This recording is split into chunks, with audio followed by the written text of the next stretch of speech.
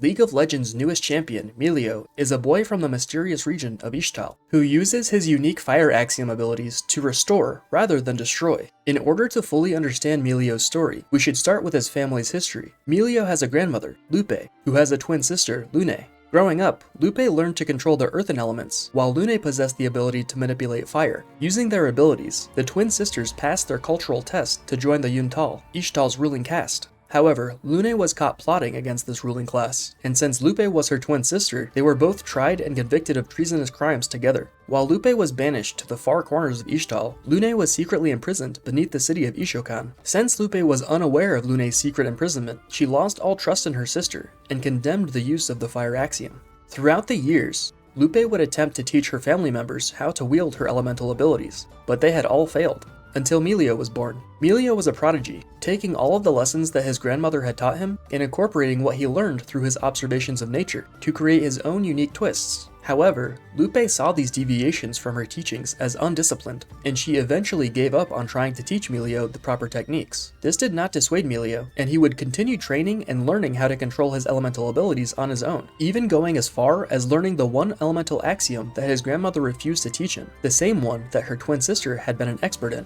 the fire axiom. One night, as Milio was chasing fireflies, he was led to one of his village's hunters, who was bleeding from her abdomen and was unable to move. As this seemed to be a life-threatening injury and the village healer was too far away to help, Milio attempted to alter his fire magic in order to cauterize the hunter's wound and stop her bleeding. But as Milio placed his hand on the hunter's stomach, he didn't feel the normal destructive force of the element. Instead, he felt a soothing warmth, almost as if he could feel the woman's soul, which he would call her inner flame. As he continued to try to mend the hunter, Milio felt the same warmth within himself, within the trees, the wildlife, and all of the life forms of the jungle. Using this warmth, Milio was able to convert his normal fire ability into a small animate creature. Using this newly found soothing fire, which he would later name Fuemigo, Milio was able to heal the hunter and create a new elemental axiom. As Milio returned home, he would show his family his new abilities. Initially, his grandmother Lupe was very put off by this non-traditional practice, but eventually, she would grow to appreciate Milio's creativity, and she began training him again in a more structured manner. Lupe saw Milio's gift as a way to clear their family's name and to re-enter the Ixtal that they had been outcast from so long ago. At the early age of 12 years old, Milio left his village home to make the journey to Ixaocan on his own. Throughout his travels in Ixtal, Milio would write adventure reports to his family. During his journey, Milio would stumble upon a wounded kitten. As he had been practicing his new restorative fire axiom, he was easily able to bring the kitten back to full health, and it turned out that this jungle cat was part of an infamous pack, one led by a being of unknown origin, known as Nidalee, the Kashtaji Queen. Although unaware of her biological parents, as a cub, Nidalee was found and raised by a pack of wildcats. Within the pack, Nidalee grew to be a great huntress, though at times throughout her life, Nidalee would begin involuntarily shedding her fur, sprouting fingers where her paws had been, and generally transforming into a human. Her pack mother had always taught her that outsiders were not to be trusted, so she kept these strange and sudden transformations to herself. The pack's wariness of strangers was solidified when, one summer, Nidalee's pack mother was attacked by a group of Vastayan trophy hunters. As Nidalee defended her mother against the hunters with tooth and claw, she again lost control of herself and began to shift into a more human-like form. She was able to simultaneously use her cat-like reflexes, along with her new opposable thumbs, to grab a spear from one of the hunters and turn it onto him. At this bizarre sight, the Vastaya ran away in fear. While the pack had been protected, unfortunately, Nidalee's mother was killed as a result of her injuries, and so Nidalee was appointed the new pack leader of the Paka. Eventually, Nidalee would teach herself how to control these new shape-shifting abilities. In her human form, her fingers were nimble enough to build traps and weapons to protect her home, to create salves to heal her pack members, and to pick certain plants that would help illuminate their territory. One day, Nidalee heard a loud crack in the jungle, and she decided to go investigate. As she cautiously approached the source of the noise, she noticed a reptilian Vastaya with his tail caught in an industrial trap, and a human pointing a gun at him. Nidalee used her human form to distract the hunter, and when he dropped his guard and began to wander within range, she swiftly changed back into her animalistic form and attacked in an instant. With the hunter pinned down, Nidalee bit into his neck. Not hard enough to kill him, but just enough to make him bleed. Shifting back into her human form, Nidalee told the man that he must leave, or that he would die. As the man fled, Nidalee freed the reptilian Vastaya from his steel trap. The Vastaya expressed his anger towards Nidalee for letting the hunter go, but Nidalee showed the Vastaya that the man's blood would lead them straight to his camp. If there were more humans, she said, then she would force them all to leave on threat of death. Later that night, the hunter's companions began mocking him and singing lewd songs about the hunter's encounter with the queen of the jungle. The hunter pleaded with his friends to quiet down, as he was afraid that Nidalee would hear them, and as the night continued, the hunter's fears became true. As he stepped away from the campfire to relieve himself, the hunter suddenly realized that the singing and joking from his companions had abruptly ended. As he looked around, all he could see were an infinite number of glowing eyes staring back at him, and before he could react, Nidalee finished what the hunter had started, reiterating that he was warned to leave before giving him a swift death. Rumors of these encounters had spread all throughout Ixtal, so naturally, when Milio encountered Nidalee on his journey, he was initially very fearful, writing to his family of the half-woman, half-cat, half-ghost who stalks the jungle at night, waiting to pounce on kids who are up past their bedtime. But as Milio aided one of her packmates, Nidalee allowed Milio to travel with them for a while as he continued his journey towards Ixaocan. As his travels continued, Milio would observe several other oddities, such as a lady who was made out of plants and a giant moving mountain with a face. But wisely, he decided to watch these entities from a distance. Milio's next run-in was with a Vastaya named Neeko, who he describes in his reports as his new best friend. Neeko is a Vastaya from the Ixaocan tribe, who can trace their lineage back all the way to the original ancestors of modern Vastayans, the Vastayashai'rei. Unfortunately, the island home of the Ixaocan tribe was destroyed by a mysterious spiritual force, and Neeko was just barely able to escape with her life by mimicking the form of a bird and flying away from the island during its destruction. Eventually, Neeko would run out of energy and fall into the sea. Being held afloat by a random piece of driftwood, she would ultimately make her way aboard a ship that would take her to the port city of Halport in the Shuriman jungle. Neeko made her way into the jungle, where she decided to take the form of an agile jungle cat in order to roam freely throughout the trees. It was here that Neeko would meet Nidalee, the leader of the Paka that Neeko had been roaming with. Although neither of them had much trust for the other initially, Neeko would eventually be welcomed into the group. And as she grew closer to Nidalee, she began to suspect that they might share a common Vastayan heritage. Together, they would live and hunt for many months, but over this period, Neeko would have reoccurring dreams of her Ixaocan tribe mates. She dreamt of pale, dead trees that needed her help in order to bloom. Neeko suspected that this vision might somehow help her find the remaining members of her tribe, or at least free those who might be stuck between realms. Neeko asked Nidalee if she would accompany her on her journey to seek these pale trees, but Nidalee refused, unable to leave her pack without a leader, and so for now, they decided to part ways.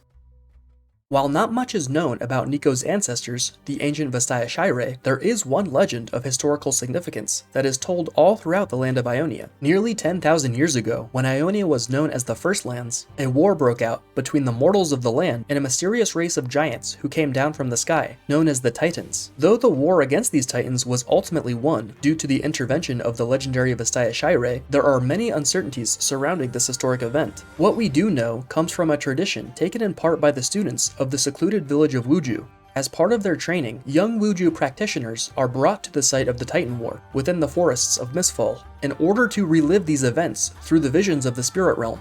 As a young swordsman in training, Master Yi took part in this tradition. In his vision, he saw 10 giants, each the size of a small mountain, dressed in golden armor, helmets, and with fiery orbs for eyes. In the distance, Master Yi could see 50 other identical giants, seemingly awaiting orders from an officer of higher rank. It is here where Yi envisioned the Vastayashai'rei, ancient humanoids with animal-like features such as feathers, scales, a different number of appendages, and vibrantly colored skin. Among them were the 10 elders of the Vastayashai'rei, each with their own unique powers. One of the elders was able to create an enormous fissure in the earth's crust, while another was able to summon and manipulate giant intertwining vines up from the earth. The remaining elders were able to command the winds, lightning, and other elements. While these elders maintained control of their elemental powers, other Vastayashai'rei were able to transform into animals, such as volkuldoks, scaled snappers, wolves, and various birds of prey. The giants were undeterred by the power of the Vastayashai'rei. They leapt over the fissure and tore through the wall of vines, smashing into the pack of beasts surrounding them. The Vastayashai'rei in bird form were the first heaviest casualties, being taken out in waves with each swing of the Titan's impossibly large blades. The remaining avian fighters assaulted the Titans with knives composed of the winds, and the ground forces of the scaled snappers, Volculdocs, and wolves were able to take out a few of the Titans with the help of the vines controlling their movement. It was here that the spirit guiding Yi through these visions revealed that the Vastayashai'rei and the Wuju swordsmen actually utilized the same power in their fighting. They both draw energy from the spirit realm. However, Vastayashai'rei were able to not only draw energy, but were also able to exist in both the spiritual realm and the physical realm simultaneously, making their power much more potent than what most magic users can produce in modern times. No further details are known about the Titan War, except that the Vastayashai'rei were ultimately able to defeat these giant invaders from the sky. Today, the 10 gargantuan swords of the Titans still remain in Mistfall, their blades driven into the ground and their hilts the size of a grown adult, while the visible portion of their blades are at least 30 to 40 feet high. Throughout time, the Vastayashai'rei would share their culture and begin interbreeding with the other mortal races of Runeterra, which would lead to the existence of modern Vastaya, such as Neeko. So how might we encounter some of these characters during the events of the upcoming Riot MMO? Well, as I previously mentioned in my Master Yi lore video, I would really like to be able to continue to explore the vision of the Titan War with the Vastayashai'rei. I feel like this historic event is too important to not have more details and visualization. As a World of Warcraft Classic player, I think that it would be incredible if players could go back in time momentarily in a Caverns of Time-like scenario to experience this epic struggle, to help take down these Titans alongside the Vastayashai'rei, and to learn more about the origins and motivations of the Titans.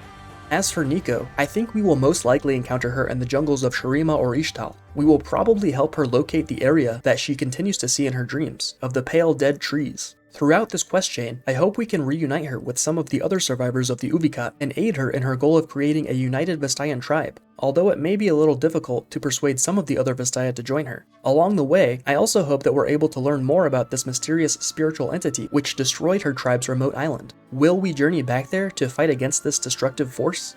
Nidalee doesn't seem to have too much of an interest in discovering her unknown origins. Although maybe her storyline will receive additional content before the Riot MMO comes out, right now it seems like she's just content with living in the jungle with her Paka, leading them and protecting them from potential dangers. I could see a short questline where we aid her in protecting the jungles from poachers, trophy hunters, or other threats, but unless her storyline receives additional context, I'm not sure if she'll ever question the nature of her shapeshifting abilities or where she actually comes from. Finally, although Milio's story is probably not fully told yet, he was able to travel the entire length of Ixtal and make it to Ixaocan, where he is beginning his training to take on the same challenge of the Vidalian, the same test that his grandmother had passed so long ago. If there isn't anything added to his storyline before the Riot MMO, I could see us encountering Milio there. Maybe we'll help him during his training. If he learns that his grandmother's sister is locked up below the city, I'm sure he'll request our aid in setting her free. But will she be trustworthy? Will she betray her family at the first chance she gets and enact revenge upon those who took so many years of her life away? Or will she attempt to manipulate and persuade Milio to use his fire axiom for destructive political purposes? I can see Milio's storyline going in so many different directions, but I really like his story so far, and I'm interested in seeing where they decide to take it. But what do you think? How do you think we might encounter some of these champions and events of the upcoming Riot MMO? Let me know your thoughts in the comments down below. I know that there are a few other Ixtal champions that I left out of this video, but since this was primarily about Milio and his adventures across Ixtal, I decided to leave them out for now. I'll definitely cover Malphite, Qiyana, Rengar, and Zyra in an upcoming video, so if you'd like to see those, or any other champions lore, feel free to subscribe to the channel. As always, thanks so much for watching, and I'll see you in the next video.